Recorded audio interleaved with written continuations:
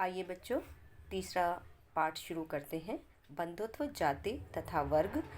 ये भी 600 ईस्वी पूर्व से लेके 600 ईस्वी तक के काल के बारे में ही पढ़ेंगे हम। सबसे पहले हमने हड़प्पा सभ्यता के बारे में पढ़ा था। ये सबसे प्राचीन सभ्यता है जिसके बारे में हम जानते हैं। ये किस तरह से हमें इसके बारे में जानकारियाँ मिली हम जान चुके हैं। हम जानते हैं कि इस समय का कोई भी लिखित प्रमाण हमारे पास नहीं है, और जो हैं भी उनके बारे में कोई जानकारी नहीं है कि वो क्या लिखा हुआ है, क्योंकि उसे कोई पढ़ नहीं सका है। उसके अगले चैप्टर में हमने जाना था कि आरंभिक राज्य कैसे बने, किस तरह के राजा हुए, कौन कौन से राजा हुए, किस तरह से खेती में उन्नति हुई और सिंचाई के नए नए तरीके आए, नगरों का विकास हुआ। अब उसी काल के बारे में हम इस चैप्टर में पढ़ेंगे, लेकिन इसमें हम समाज के बारे में, सामाजिक मान्यताओं के बारे में जानने की कोशिश करेंगे। और इसके लिए यहाँ पर महाभारत से संबंधित उदाहरण लिए गए हैं। हालांकि इस चैप्टर के अंदर कोई डायरेक्ट महाभारत नहीं पढ़ाई गई है, ना ही उसके किस्से ज़्यादा लिए गए हैं, लेकिन उससे बहुत कुछ समझने के लिए मिला है हमें। और अब हम देखेंगे उसके एग्जाम्पल से कैसे समाज को समझा गया है। तो मैं बताना चाहूँगी सबसे पहले कि आप लोग ये जानें कि महाभारत की कथा क्या है और उसके पात्र कौन कौन से हैं। बहुत सारे बच्चों ने टीवी पे भी देखा होगा और उन्हें पता होगा, लेकिन कुछ बच्चे ऐसे भी हैं जो कंफ्यूज हो जाते हैं रामायण और महाभारत में, क्योंकि कई बार जब प्रश्न आता है महाभारत के बारे में तो बच्चे रामायण से संबंधित किस्सों को उसमें लिख देते हैं, उससे जोड़ देते हैं। तो याद रखिए, राम से संबंधित जो कहानी है वो रामायण है, और जो दूसरी कहानी है जिसमें महाभारत का युद्ध हुआ था, जिसमें कृष्ण जी के भी बारे में कुछ कहानियाँ हैं और अन्य कहानियाँ भी हैं, वो महाभारत है। चलिए थोड़ा सा जानते हैं। ये कुरु वंश से संबंधित थी। ये जो कहानी है ये कुरु वंश की है, और इस वंश में और भी लोग हुए होंगे, इससे पहले और भी राजा हुए होंगे शांतनु से पहले, लेकिन जो शांतनु है हम वहीं से पढ़ना शुरू करेंगे, जानना शुरू करेंगे, क्योंकि उससे पहले वाले राजाओं के बारे में हमें इतनी आवश्यकता नहीं है जानने की। शांतनु की 2 पत्नियां थीं, गंगा, जो गंगा नदी है वही, और एक सत्यवती। जो गंगा थी उनके पुत्र थे भीष्म। आपने नाम सुना होगा, भीष्म पितामह। और जो सत्यवती थी उनके 4 पुत्र थे,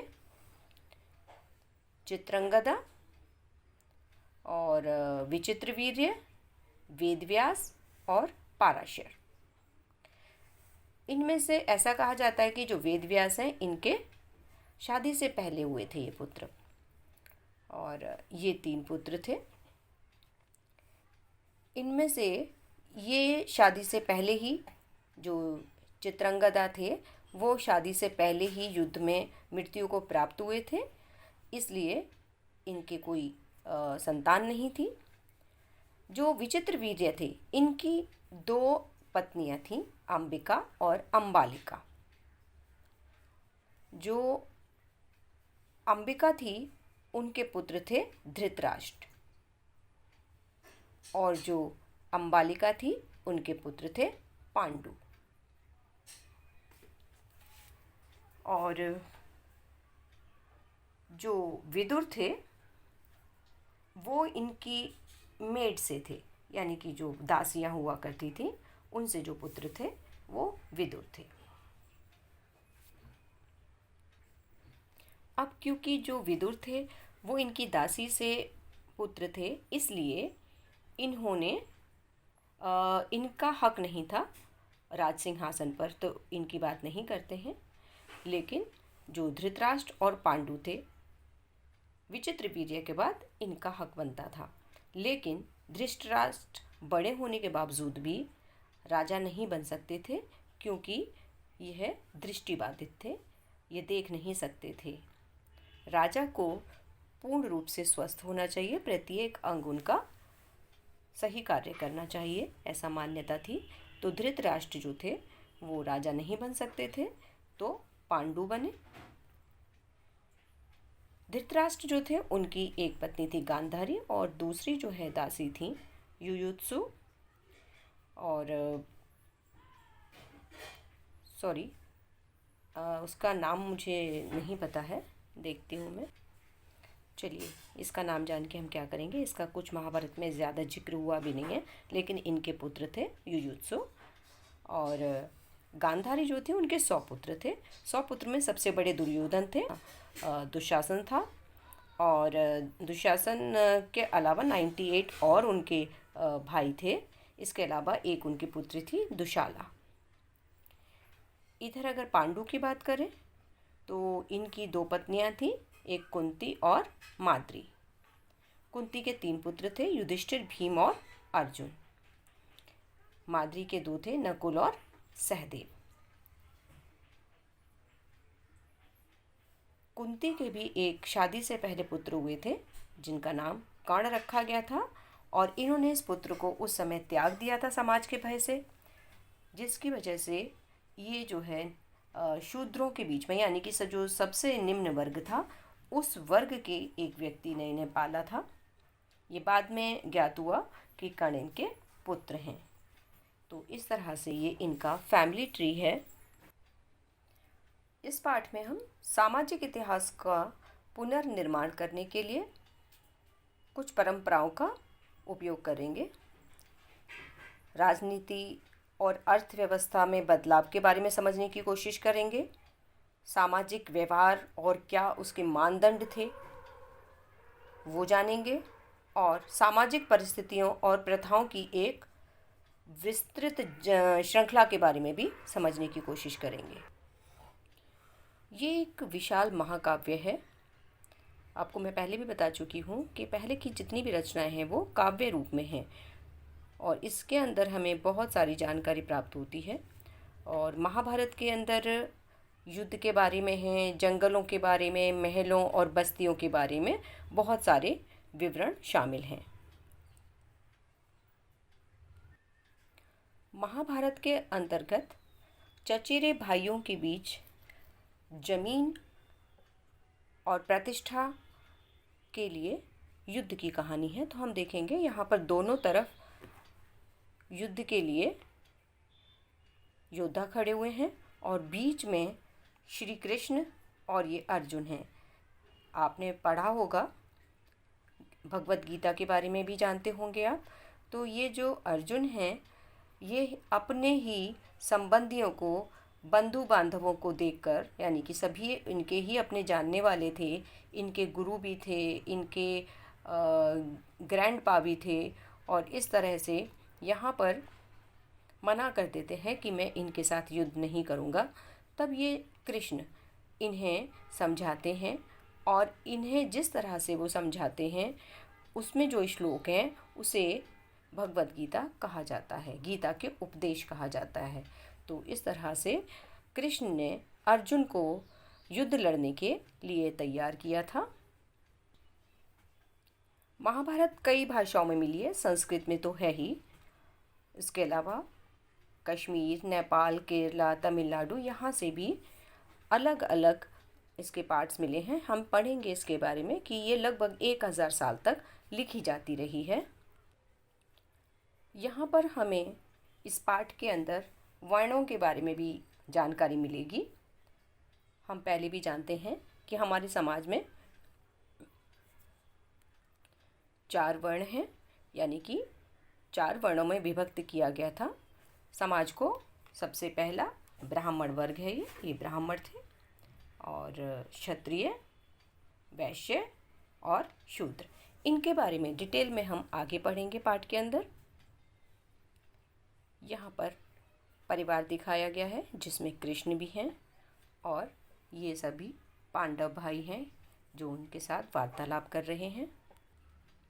हमने पिछले पाठ में 16 महाजनपदों के बारे में पढ़ा था, जिनमें से एक कुरु भी था।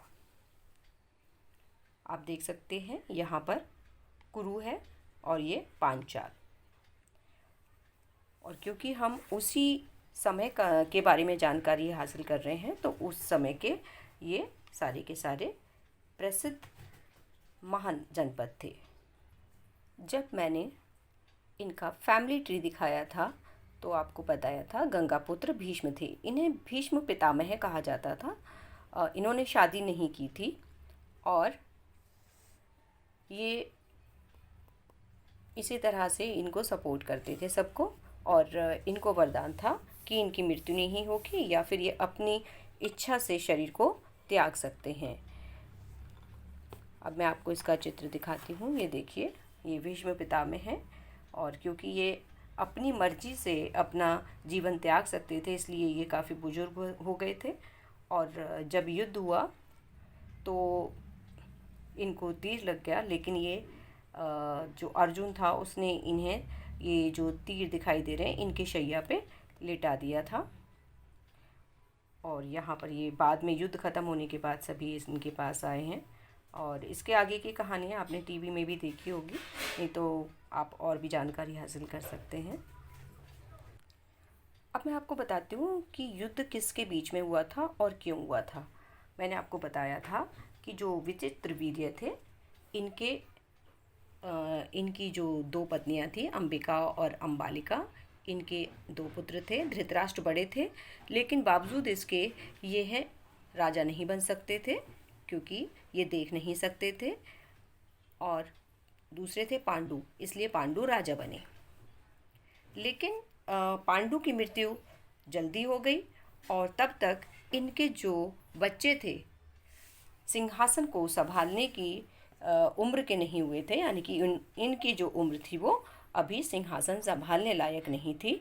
इसलिए इनकी अनुपस्थिति में धृतराष्ट्र ने ही सिंहासन संभाला।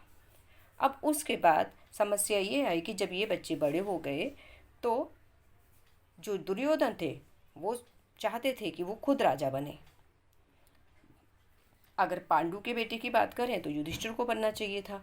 अब इनके बीच में इस बात को लेके संघर्ष था कि कौन राजा बने।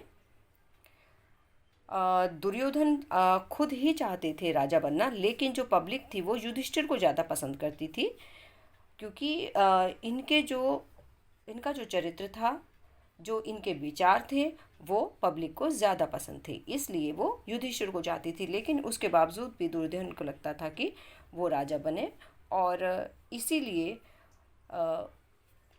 उस सिंहासन को पाने के लिए, राजा बनने के लिए इनके बीच युद्ध हुआ। और भी घटनाएं घटित हुई जिनमें कि ये युधिष्ठिर सब कुछ हार गए। फिर ये जंगल में गए, 12 साल के लिए जंगल में इन्हें रहना था, वनवास करना था, और 2 साल का इन्हें अज्ञातवास मिला था। अज्ञातवास का मतलब है कि 2 साल तक इन्हें इस तरह से रहना था कि कोई भी इन्हें पहचान ना पाए। यदि कोई भी इन्हें पहचान लेगा तो वो 12 साल भी वेस्ट हो जाएंगे इनके। तो इसलिए इन्हें इस तरह से रहना था कि कोई भी इन्हें पहचान ना पाए। जिस समय ये जंगल में रह रहे थे उसी समय भीम की जो शादी थी वो हिडिंबा के साथ हो गई, और उनका एक पुत्र भी था, घटोत्कच। इन्हें राक्षसी कहा जाता था क्योंकि ये जंगल में रहने वाली थी। हालांकि राक्षस जैसा कुछ होता नहीं है, सभी इंसान ही होते हैं, लेकिन ये थोड़ा जंगल में रहने वाले थे तो ये उसी तरह से रहते होंगे, इसलिए इन्हें राक्षसी कहा गया। और जो घटोत्कच थे वो इनके पुत्र हुए, लेकिन ये इनके साथ नहीं आए। जब इनका वनवास और अज्ञातवास ख़त्म हो गया, उसके बावजूद भी ये इनके साथ नहीं आए थे। अर्जुन की पत्नी सुभद्रा थी, और द्रौपदी जो थी वो इन सभी की पत्नी थी। इसके बारे में आपने कहानी में सुना ही होगा कि एक बार ये लोग गए हुए थे और इन्हें पता चला कि जो राजा द्रुपद हैं उनकी बेटी का स्वयंवर है, तो ये लोग भी पांचों पहुंच गए। वहाँ पर जो एक शर्त थी कि जो मछली लटकी हुई है ऊपर, वो घूम रही थी और नीचे तेल रखा हुआ था, उस तेल में देख के ऊपर मछली जो लटकी हुई है, घूम रही है, उसकी आँख का निशाना लगाना था। तो वो अर्जुन ने शर्त पूरी कर दी थी और उसे जीत लिया था, इसलिए द्रौपदी की शादी इससे हो गई। और जब ये सभी भाई द्रौपदी के साथ लौट कर आए झोपड़ी में और माँ को बोला कि माँ देखो हम क्या लेके आए हैं, आमतौर पे माँ यही कहती थी जो भी लाए हो उसे बराबर बांट लो, तो उन्होंने बिना देखे ही बोल दिया कि सभी इसे बराबर बांट लो। तो इस तरह से जो द्रौपदी थी वो सभी की पत्नी बन गई, यानी कि पांचों की पत्नी थी वो। इसी तरह से कुंती के बारे में मैंने बता ही दिया, ये कर्ण थे। तो इनके पास ये 5 पुत्र थे, इनके पास 100 थे। इनके भी सहयोगी थे, इनके भी सहयोगी थे। जब ये युद्ध हुआ तो ये खुद भी थे और इनके साथ देने वाला राजा थे। और जो कृष्ण थे, कृष्ण की जो सेना थी उन्होंने कौरवों ने इनकी सेना मांगी और अर्जुन ने कृष्ण को मांगा। और आपने देखा होगा कृष्ण जो हैं उनके सारथी बने हुए हैं, यानी कि उनके रथ को चलाने वाले हैं। तो इस तरह से ये युद्ध हुआ। कर्ण जो थे वो क्योंकि कुंती के पुत्र थे तो वो इनकी साइड आने चाहिए, लेकिन वो नाराज़ भी थे क्योंकि उनकी माँ ने उन्हें त्याग दिया था। तो इन्होंने कौरवों का साथ दिया था। इसी तरह से जो भीष्म पितामह थे, भीष्म पितामह ने ये थे तो कौरवों के साथ में, है ना, लेकिन ये फेवर करते थे पांडवों का। इसी तरह से जो विदुर थे वो इन्होंने ये साइड में रहे कौरवों के, यानी कि कौरवों की तरफ से लड़े, लेकिन उसके बावजूद भी ये फेवर पांडवों का ही करते थे। तो इस तरह से ये युद्ध हुआ और युद्ध के नतीजे आपको मालूम है कि पांडव जीते थे क्योंकि इनके साथ कृष्ण भी थे। और ये सारी जो कहानी है वो हस्तिनापुर, जो कि अभी दिल्ली के पास का ही एरिया है, और गांधार, जिसे जो कि कांधार है, मैं आपको मैप में दिखा चुकी हूँ, जो पश्चिमोत्तर कह सकते हैं उस साइड है गांधार। तो वहाँ से जो गांधारी थी धृतराष्ट्र की पत्नी। अब इस पाठ के बारे में जानेंगे। मैंने आपको इसके बारे में इसलिए बताया है क्योंकि कई बार बच्चों ने महाभारत नहीं देखी होती है तो उन्हें जानकारी नहीं होती है। तो यहाँ पर 2 समूह हैं, कौरव और पांडव। उनके बीच में सिंहासन की लड़ाई थी कि सिंहासन किसे मिले, और उसके लिए उन्होंने प्रयास भी किया। और आइए बच्चों, जबकि हम समझ चुके हैं कि इतिहास को समझने के लिए महाभारत की सहायता ली गई है, अब हम जानेंगे कि किस तरह से परिवर्तन हो रहा था समाज के अंदर। 600 ईस्वी पूर्व से 600 ईस्वी के मध्य आर्थिक और राजनीतिक जीवन में अनेक परिवर्तन हुए। जैसे वन क्षेत्रों में कृषि का विस्तार हुआ, यानी कि जितने क्षेत्र में पहले कृषि हो रही थी उससे अधिक कृषि क्षेत्र को बढ़ाया गया, यानी कि जंगलों को काट के खेत बना लिए गए, जिससे जीवन शैली में परिवर्तन हुआ। जीवन शैली में परिवर्तन होगा ही क्योंकि जब आय बढ़ेगी, काम बढ़ेगा, व्यापार बढ़ेगा, शहर बनेंगे, तो बहुत सारे परिवर्तन आते हैं। ये हम 11th में पढ़ चुके हैं, इसलिए आप समझ सकते हैं। अब जीवन शैली में परिवर्तन हुआ तो संपत्ति के असमान वितरण ने सामाजिक विषमताओं को बढ़ाया। यानी देखिए, समाज में विषमताएं हमेशा से थी। जब हम हड़प्पा के बारे में पढ़ रहे थे तब भी हमें कुछ ऐसे प्रमाण मिले थे जिससे पता चलता था कि वहाँ पर भी विषमताएं विद्यमान थी, यानी कि कुछ लोग शायद उच्च वर्ग में रहे होंगे और कुछ जो थे उनके पास कम धन रहा होगा। इसी तरह से यहाँ पर भी विषमताएं आने लगी थीं, यानी कि कुछ लोगों के पास ज़्यादा धन हो गया और कुछ के पास कम था। महाभारत में 1 लाख श्लोक हैं। अभी हम महाभारत की बात कर रहे हैं, हम पहले जान चुके हैं कि यहाँ पर हम महाभारत के बारे में समझेंगे। तो इस समय लगभग 1 लाख श्लोक हैं, जिसमें विभिन्न सामाजिक श्रेणियों व परिस्थितियों का लेखा जोखा है। देखिए, वर्गों के बारे में हमें पता है कि हमारे समाज में उस समय वर्ण व्यवस्था थी। हालांकि अभी तक ख़त्म नहीं हुई है वो, लेकिन हम उस समय की बात कर रहे हैं। तो उस समय की जो सामाजिक व्यवस्था थी उसके बारे में हम जानेंगे। इसकी रचना लगभग 1000 वर्ष तक होती रही। आश्चर्य की बात है कि ये जो महाकाव्य है 1000 साल तक लिखा जाता रहा है। अब 1000 साल तक ना तो कोई एक व्यक्ति जीवित रहता है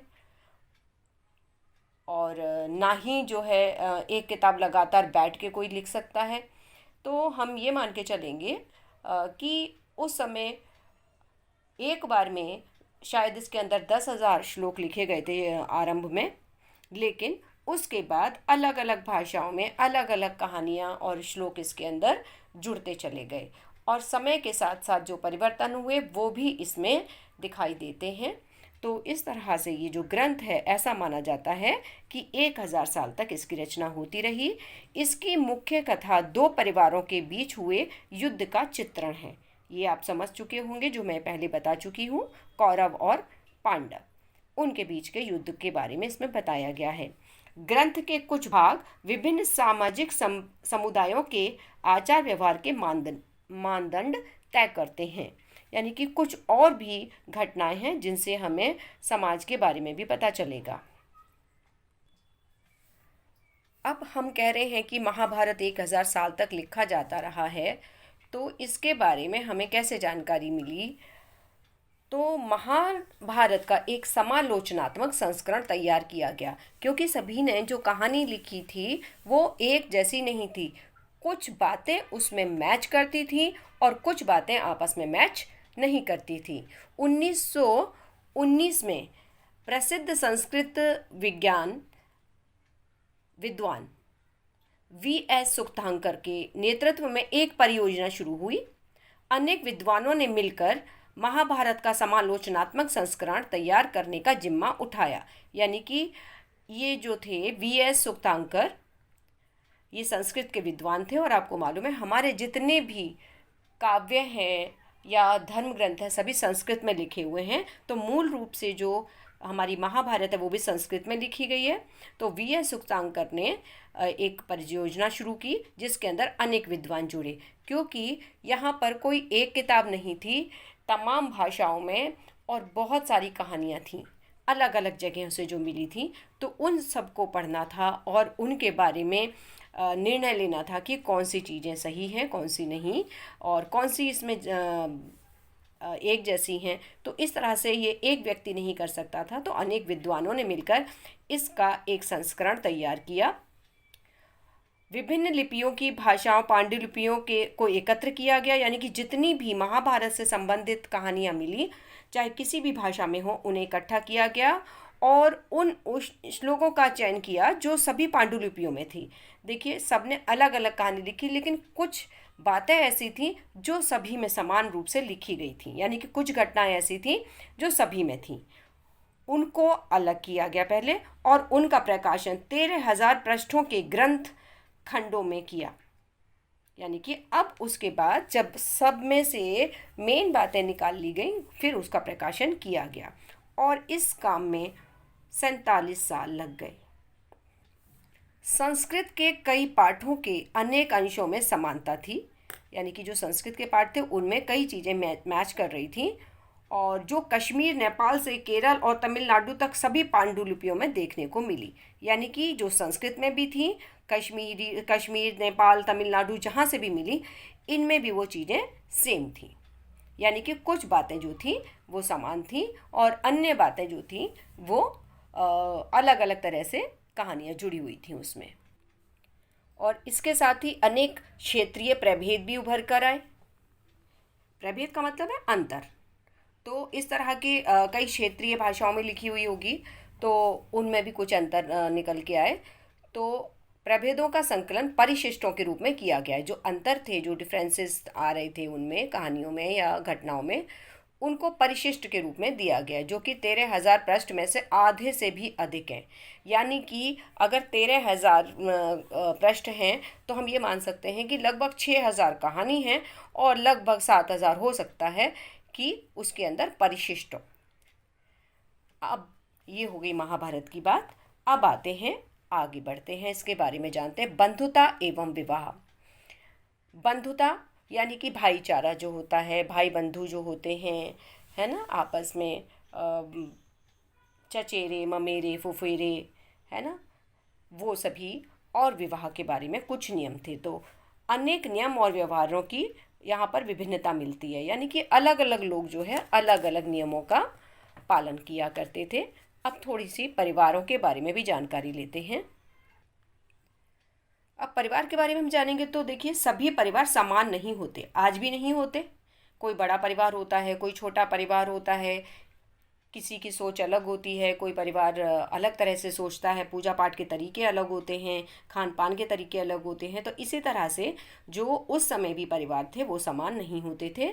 सदस्यों की संख्या अलग होती थी, रिश्ते अलग हैं। मान लीजिए किसी परिवार के अंदर जो है चाचा चाची ताऊ ताई सभी रह रहे हैं, और किसी में हो सकता है दादा दादी वगैरह भी हैं। तो बहुत सारे रिश्ते होते हैं हमारे जिन्हें हम निभाते हैं। तो उस समय भी यह प्रक्रिया चलती थी। क्रियाकलापों में भी विभिन्नता होती थी। परिवार के सदस्य भोजन तथा संसाधनों का मिल बांट कर इस्तेमाल करते थे। उस समय भी करते थे, आज भी करते हैं। परिवार में सभी लोग जो भी कमाया जाता है, जो भी संसाधन है, यानी कि किसी का खेत है, व्यापार है ना, या फिर जीव जो भी पशु वगैरह पाले जा रहे हैं, तो उन सभी से जो भी उनके पास संसाधनों से प्राप्त हो रहा है, उस सभी को वो मिल बांट कर इस्तेमाल किया करते थे। सभी सदस्य जो है उसमें से भोजन प्राप्त करते थे, यानी कि ज़रूरी नहीं है कि जो खेत में काम कर रहा है वही उस भोजन का इस्तेमाल करेगा, परिवार के सभी सदस्य उसके इस्तेमाल करेंगे। तो जो संसाधन थे वो सभी मिल बांट कर उसका इस्तेमाल करते थे, और सभी लोग एक साथ अनुष्ठान संपादित करते थे। आप आज भी समझ सकते हैं, आज भी करते हैं। जब भी कोई पूजा पाठ होता है, कोई भी अनुष्ठान होता है घर में, तो आप अपने सभी रिश्तेदारों को बुलाते हैं, चाचा चाची बुआ फूफा, है ना, और बाकी जो भी आपके कज़न्स वगैरह होते हैं, सभी लोग उसके अंदर शामिल होते हैं। अगर दादा दादी हैं तो वो भी शामिल होते हैं। इसी तरह से कई बार मामा मामी वगैरह उस साइड के लोगों को भी बुलाया जाता है। तो परिवार के जो लोग होते हैं वो मिलकर अनुष्ठान किया करते हैं। पारिवारिक रिश्ते नैसर्गिक और रक्त संबंध माने जाते हैं, यानी कि जो परिवार माना जाता है वो ऐसा माना जाता है जो प्राकृतिक रूप से मतलब रिश्ता बना है, यानी कि जैसे कि माता पिता से उत्पन्न हुई संतान है, खून का रिश्ता जिसे कहते हैं रक्त संबंध। तो जिनका रिश्ता रक्त से होता है, जैसे कि एक ही दादा मतलब कोई व्यक्ति है, उसके जितने भी बच्चे हैं, बेटा बेटी, और फिर उनके जो बच्चे हैं, उन सभी में रक्त संबंध माना जाएगा। कुछ समाजों में चचेरे मौसेरे भाई बहन का रिश्ता खून का रिश्ता माना जाता है, अन्य में नहीं। जैसे कि हमारे यहाँ पर आमतौर पे आपने देखा होगा कि जो चचेरे मौसेरे भाई बहन वगैरह सब होते हैं या बुआ के हों, इनको हम मानते हैं कि हमारे खून के रिश्ते हैं, क्योंकि कहीं ना कहीं वो एक ही जगह से आए हैं। यानी कि माँ के साथ मामा और मौसी हैं, जुड़े हुए हैं, वो भी नाना नानी के साथ जुड़े हुए हैं, तो उनका रक्त का संबंध है। इसी तरह से पिता के जो भाई बहन हैं उनका भी रक्त का संबंध है, तो उनके बच्चों का भी रक्त का संबंध माना जाता है। तो ऐसे जो संबंध होते हैं हर जगह पर एक जैसे नहीं माने जाते, लेकिन कुछ में तो ये रक्त का जो रिश्ता है माना जाता है, लेकिन कुछ में ऐसा नहीं माना जाता। पितृवंशिकता, पितृवंशिकता आज भी चल रही है देखा जाए तो। हालांकि संविधान के हिसाब से सभी को बराबर का हक है, लेकिन उसके बावजूद भी पितृवंशिकता ही है, यानी कि जो भी संपत्ति होती है वो पिता की बेटे को ही मिलती है। तो वही यहाँ पर भी दिखाया गया है कि जो महाभारत के बांधवों के दो दल थे, कौरव और पांडव, इनके बीच भूमि और सत्ता को लेकर हुए संघर्ष का इसमें चित्रण किया गया है। जो कुरु वंश से संबंधित थे, ये मैंने आपको पहले ही बता दिया कि कुरु वंश से संबंधित थे कौरव और पांडव, और इनके बीच जो सत्ता को लेकर और भूमि को लेकर, यानी कि राज्य को लेकर जो संघर्ष था वो युद्ध के रूप में परिवर्तित हो गया, और पांडव इसमें विजयी हुए थे। इनके उपरांत पितृवंशिक वंशिकता उत्तराधिकार को उद्घोषित किया गया। अब इसके बाद जो था पितृवंशिकता को उत्तराधिकार दिया गया, यानी कि जो बेटा होगा वो ही उस संपत्ति का, राज्य का, सबका अधिकारी होगा। आज भी यही होता है, इसलिए समझना आसान होगा कि पिता का जो घर होता है, व्यापार होता है या खेत होता है, कोई और प्रॉपर्टी होती है, वो बेटे की होती है। संपत्ति पर पिता के बाद पुत्र का, और पुत्र के बाद पौत्र का, और पौत्र के बाद प्रपौत्र का अधिकार होता है। इसी को पितृवंशिकता कहा जाता है। अधिकतर राजवंश पितृवंशिकता प्रणाली का अनुसरण करते थे। कभी पुत्र ना होने पर भाई उत्तराधिकारी हो जाता था, तो कभी बंधु बांधव सिंहासन पर अधिकार जमाते थे। कुछ विशिष्ट परिस्थितियों में स्त्रियां, जैसे प्रभावती गुप्त, सत्ता का उपभोग करती थीं। अब आप देख सकते हैं कि महाभारत में भी ऐसा ही हुआ था।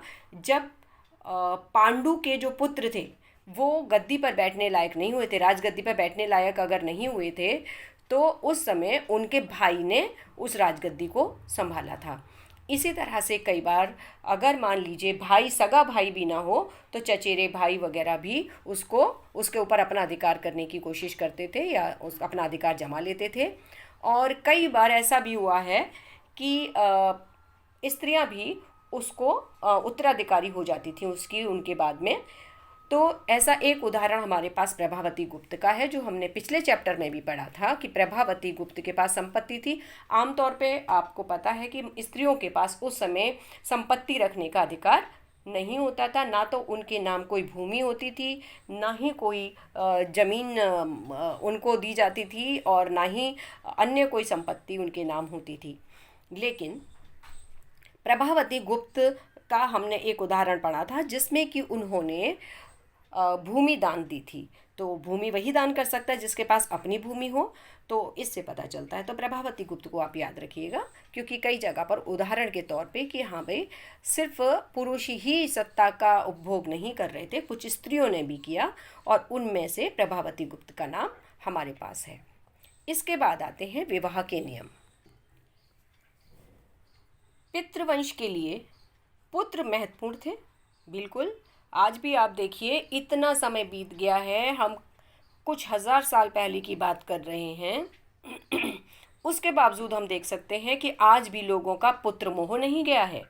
जबकि आज लड़कियां बिल्कुल बराबर चल रही हैं, बराबर पढ़ती हैं। अगर उन्हें सभी सुविधाएं दी जाएं तो वो कई बार लड़कों से अच्छा काम करके दिखाती हैं। उसके बावजूद भी देखिए, आज भी लड़कियों को उतना सम्मान नहीं मिला है, उतने अधिकार नहीं मिले हैं। तो उस समय की कल्पना कीजिए, जिस समय स्त्रियों को कुछ भी नहीं समझा जाता था। उन्हें या तो उपभोग की वस्तु समझा जाता था, है ना, और या फिर ये समझा जाता था कि वह हमारे घर गृहस्थी को और परिवार को चलाने के लिए ही पैदा हुई हैं। तो पितृवंश के लिए पुत्र महत्वपूर्ण थे। पुत्रियों का पैतृक संसाधनों पर कोई अधिकार नहीं था, यानी कि पिता के पास चाहे जितनी संपत्ति हो, उसके ऊपर बेटी का कोई अधिकार नहीं होता था। पुत्रियों का गोत्र से बाहर विवाह कर देना ही अपेक्षित था। बस यही समझा जाता था कि लड़कियां जब बड़ी हो जाएं, उनकी शादी लायक उम्र हो जाए, तो उसका किसी उचित वर को ढूंढ के विवाह कर देना चाहिए। लेकिन वो अपने गोत्र का नहीं होना चाहिए, क्योंकि गोत्र का मतलब ऐसा माना जाता था कि वो किसी न किसी रूप में रक्त संबंध है, और वे एक तरह से बहन भाई हो गए फिर। तो इस तरह से ये माना जाता था कि गोत्र से बाहर ही शादी करनी चाहिए। इसे बहिर्विवाह पद्धति कहते थे। बहिर यानी कि बाहर, यानी कि गोत्र से बाहर विवाह करने की पद्धति कहा जाता था। ऊंची प्रतिष्ठा वाले परिवारों की कम उम्र की कन्याओं और स्त्रियों का जीवन बहुत सावधानी से नियमित किया जाता था। देखिए, छोटे परिवारों के बारे में नहीं पता है वहाँ पे क्या होता होगा। आज भी आप देखिए कि गांव में छोटी लड़कियों की शादी कर दी जाती है। 14-15 साल की उम्र में शादी हो गई, 16-17 साल की उम्र में उनके बच्चे भी हो जाते हैं। अब पति शराब पीता है, क्या करता है, कैसा परिवार मिला है, मतलब इतना ज़्यादा ध्यान नहीं दिया जाता। लेकिन जहाँ पर थोड़े प्रतिष्ठित व्यक्ति होते हैं, वो अच्छा परिवार देखते हैं, लड़की की सुख सुविधा का ध्यान रखा जाए, उसका जो जीवन हो वो सुखमय हो, ऐसा ध्यान रखा जाता है। इसी तरह से उस समय भी जो प्रतिष्ठित व्यक्ति होते थे वो अपनी बेटी के लिए यानी कि कन्याओं के लिए और स्त्रियों के लिए भविष्य में उनका जीवन जो है वो सुरक्षित रहे और अच्छा बीते, उसका ध्यान रखते थे, जिससे कि उचित समय पर और उचित व्यक्ति से उनका विवाह किया जा सके। समय पर जब मान लीजिए 14-15 साल की हो जाती होंगी तो उस समय के लिए कोई ऐसा रूल तो था नहीं कि 18 साल की होगी तभी बड़ी होगी। तो जो भी उन्हें लगता होगा कि अब ये लड़की शादी के लायक हो गई है तो उसके लिए उचित वर देख के विवाह कर दिया जाता था। इसलिए कन्यादान को पिता का महत्वपूर्ण कर्तव्य माना गया। अब कन्यादान आज भी किया जाता है और पिता की ये महत्वपूर्ण जिम्मेदारी समझी जाती है। यदि अचानक किसी पिता की मृत्यु हो जाती है तो सभी को ये चिंता हो जाती है कि अभी तो लड़की के हाथ भी पीले नहीं हुए। तो उस समय भी ऐसा ही होता था कि ये एक बहुत बड़ी जिम्मेदारी मानी जाती थी कि लड़की का जो विवाह है वो पिता कर दें। तो ये बहुत बड़ी जिम्मेदारी मानी जाती थी। नगरों के बनने से सामाजिक जीवन प्रभावित हुआ, क्योंकि देखिए सामाजिक जीवन जैसा पहले था उसमें परिवर्तन आने लगा। क्योंकि आपने पिछले चैप्टर में पढ़ा था या पिछली क्लास में पढ़ा था कि किस तरह से नगर बनते हैं, तो वहाँ पर लोग अलग तरह से रहने लगते हैं। पूरे के पूरे कुल तो जाते नहीं वहाँ पर, पूरा का पूरा परिवार तो जाता नहीं है, कुछ लिमिटेड लोग। रहन सहन का तरीका, सोचने का तरीका, काम करने का तरीका सब कुछ बदलता चला जाता है, तो सामाजिक जीवन में वो परिवर्तन आता ही आता है। तो इस तरह से नगर बनने से सामाजिक जीवन प्रभावित होने लगा। विभिन्न लोगों के मिलने और विचारों के आदान प्रदान से परिवर्तन आए। देखिए आप इसे देख सकते हैं कि यदि आप सिर्फ अपने जैसे लोगों के बीच में रहते हैं तो आपके विचार वैसे ही रहते हैं जैसे कि पहले से थे, लेकिन यदि आप कहीं और जाते हैं, वहाँ के अलग तरह के लोग आपके साथ मिलते हैं, तो आप बहुत सारी नई चीज़ें वहाँ पर देखते हैं, समझते हैं और उनमें से कई चीज़ों को आप अपनाते भी हैं। कुछ चीज़ें दूसरे लोग भी आपसे सीखते हैं, आप उनसे सीखते हैं, उनके विचार आपको अच्छे लगते हैं, आप अपनाते हैं, आपके विचार किसी को अच्छे लगते हैं, वो अपनाता है। तो इसी तरह से जब नगर बनने लगे तो बहुत सारे लोगों के साथ लोगों का मिलना हुआ और उसकी वजह से विचारों के आदान प्रदान हुए और जिसकी वजह से परिवर्तन आने लगे। इस चुनौती के लिए ब्राह्मणों ने आचार संहिता तैयार की। अब क्या था कि बहुत जो नियम पहले चल रहे थे वो नियम पूरी तरह से वहाँ पर नहीं चल पा रहे थे, तो इसलिए जो ब्राह्मण थे उन्होंने एक आचार संहिता यानी कि नियम कानून बनाए। सभी को इनका अनुसरण करना होता था, यानी कि जो भी व्यक्ति है उन नियमों का पालन करेगा। इनका संकलन धर्मसूत्र और धर्मशास्त्र में किया गया, यानी कि जो ये नियम कानून बनाए गए वो धर्मसूत्र और धर्मशास्त्र में लिखे गए। ये लगभग 500 ईस्वी पूर्व की बात है जब ये बनाई गई। मनुस्मृति लगभग 200 ईस्वी पूर्व से 200 ईस्वी के बीच में लिखी गई। ये एक महत्वपूर्ण पुस्तक है हिंदुओं की। ब्राह्मणों के अनुसार उनका दृष्टिकोण सार्वभौमिक था। सार्वभौमिक का मतलब होता है कि जो सबके ऊपर लागू हो सके। जिस तरह से हम कहते हैं ना, आपने साइंस में पढ़ा होगा कि पानी जो है वो सार्वभौमिक विलायक है, यानी कि उसमें अधिकांश चीज़ें विलय हो जाती हैं, घुल जाती हैं। इसी तरह से सार्वभौमिक का मतलब समझिए जो चीज़ें सभी पर लागू हो जाएं। तो यहाँ पर ये मान के चलते थे कि जो हमने नियम बनाए हैं वो सार्वभौमिक है, यानी कि उनका सोचने का जो दृष्टिकोण है, तरीका है, वो सब पे लागू होता है। परंतु क्षेत्र विभिन्नताओं और संचार बाधाओं के कारण ब्राह्मणों का प्रभाव सार्वभौमिक कदापि नहीं था। लेकिन बहुत सारे ऐसे उदाहरण मिलते हैं जिसमें कि ये पता चलता है कि जो ब्राह्मणों के बनाए हुए नियम थे वो सभी जगह पर एक जैसे लागू नहीं होते थे। सभी लोग एक जैसा उनको नहीं पालन किया करते थे, क्योंकि बहुत दूर दूर तक आज के टाइम पर तो देखिए टीवी है, मोबाइल है, आपके पास इंटरनेट है, तो कोई भी चीज़ कहीं भी पूरी दुनिया में पहुंच सकती है। लेकिन उस समय ऐसी कोई सुविधाएं नहीं थी, तो जो दूर के क्षेत्र हुआ करते थे वहाँ तक सारे जो बातें थी वो नहीं पहुँच पाती होंगी। तो इसलिए अलग अलग जगहों के लिए वो लोग अपने नियम भी बनाते होंगे, वहाँ पर ब्राह्मणों के नियम लागू नहीं होते होंगे। ये जो पुस्तकें हैं धर्मसूत्र और धर्मशास्त्र, इनमें विवाहों के प्रकार भी बताए गए हैं और वो 8 प्रकार के विवाहों को स्वीकृति देते हैं। इनमें से पहले 4 उत्तम और बाकी के जो 4 हैं उनको निंदनीय माना गया है, यानी कि अच्छा नहीं माना गया। ये पद्धतियाँ ब्राह्मणीय नियमों को ना मानने वालों में प्रचलित थीं, यानी कि जो लोग ब्राह्मणों के नियमों को नहीं मानते थे वो लोग जो ब्राह्मणों के हिसाब से निंदनीय विवाह थे वो उन पद्धतियों से विवाह किया करते थे। बाकी वीडियो बहुत लंबा हो जाएगा, इसलिए हम आगे बढ़ेंगे अगले वीडियो में।